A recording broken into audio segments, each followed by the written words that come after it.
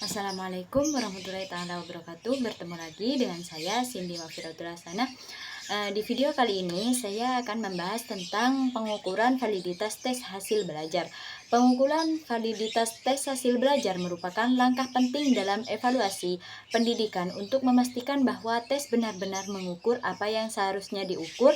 Tes yang valid akan menghasilkan data yang akurat mengenai kemampuan, pengetahuan, dan keterampilan peserta didik. Tanpa validitas yang baik, hasil tes dapat menyesatkan dan tidak mencerminkan pencapaian belajar yang sebenarnya, sehingga keputusan pendidikan yang diambil menjadi kurang tepat. Dan secara umum, validitas tes dibagi menjadi beberapa jenis. Pertama, validitas isi, yaitu kesesuaian antara butir-butir soal dengan kompetensi, indikator, dan materi yang telah diajarkan. Tes dikatakan memiliki validitas isi yang baik apabila soal-soalnya mewakili seluruh ruang lingkup materi dan tujuan pembelajaran. Kedua, validitas konstruktur. Kedua yaitu validitas konstruk atau konsep teoritis tertentu seperti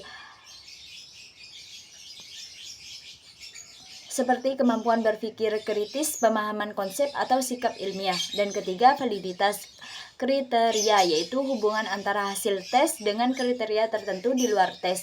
Misalnya, nilai rapor, hasil tes standar, atau kinerja nyata peserta didik.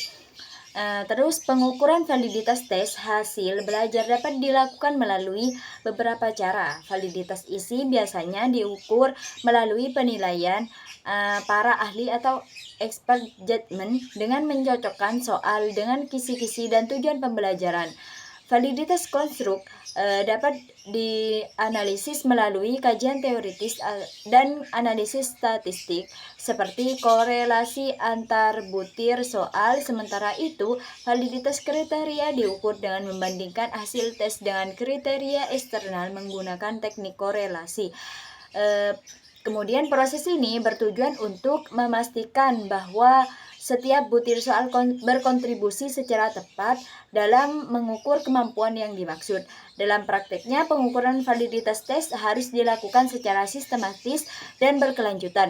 Guru perlu menyusun kisi-kisi yang jelas, merumuskan indikator yang terukur, serta melakukan analisis terhadap hasil tes sebelum digunakan secara luas.